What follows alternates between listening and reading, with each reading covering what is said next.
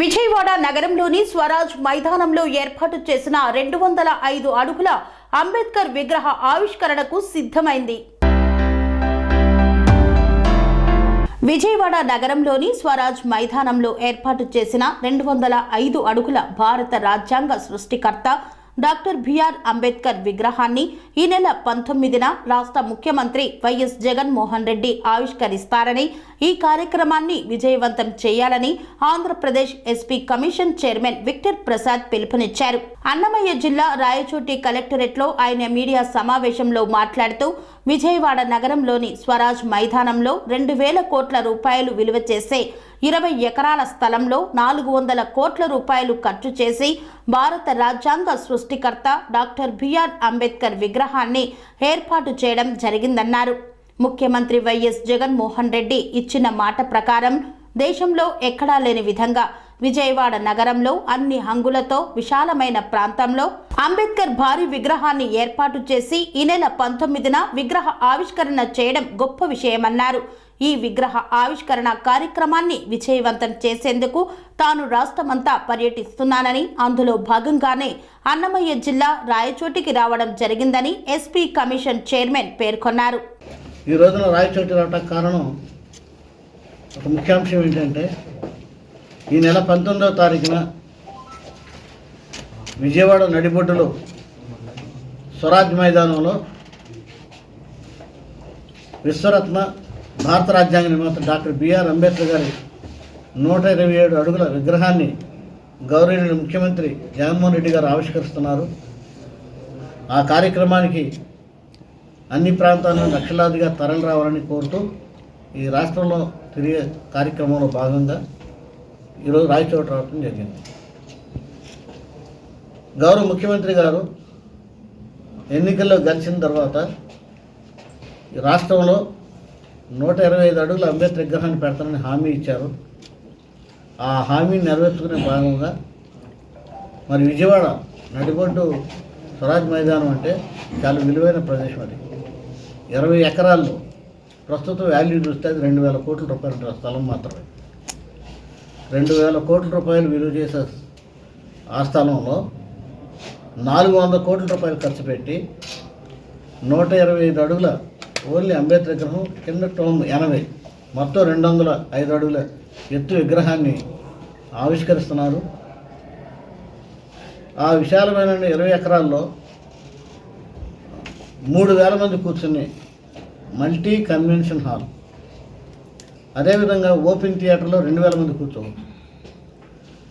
బౌద్ధ మాంగులు బుద్ధిస్టులు ధ్యానం చేసుకుంటే మరొక హాల్, 10,000 పుస్తకాలతో ఒక లైబ్రరీ, దూర ప్రాంతాల నుండి వచ్చే వాళ్ళకి భోజన సదుపాయాలతో మళ్ళీ హోటలు, ఫౌంటైన్స్, వాటర్, ఇవి అన్నీ పెట్టి ఒక అద్భుతమైన కళాఖండం. నాకు తెలిసి భారతదేశంలో ఇటువంటి అద్భుతమైన అంబేద్కర్ విగ్రహాలు కట్టడం ఎక్కడ లేదు, శృతివనం. గౌరవ ముఖ్యమంత్రి వాళ్ళు ఒకే మాట చెప్పారు, ఇంతకాలం అంబేద్కర్ గారు అంటే ఎస్సీలకి ఎస్టీలకి అని ఒక ప్రచారం జరిగింది. అలా కాకుండా అంబేద్కర్ గారు అందరివాడు.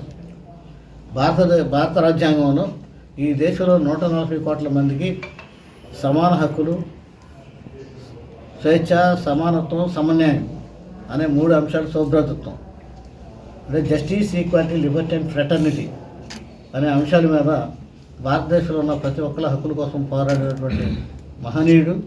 అటువంటి మహనీయుడిని ఈ రాష్ట్రానికి, ఈ దేశానికి అందరివాడిగా పరిశీలించడమే నా ప్రధాన లక్ష్యమని ఒక మహోన్నత కార్యక్రమాన్ని మరి ఆయన చేపట్టి కని విని ఎరుగని రీతిలో చాలా ప్రతిష్టాత్మకంగా చేస్తుంది. ప్రభుత్వం చాలా ప్రతిష్టాత్మక కార్యక్రమం చేస్తుంది. ఈ రోజున రాష్ట్ర వ్యాప్తంగా అంబేద్కర్ జాతర జరుగుతుంది. గ్రామాల్లో ఈ కార్యక్రమానికి రావడానికి ఉవ్వెత్తున ప్రజలు ప్రయత్నిస్తున్నారు.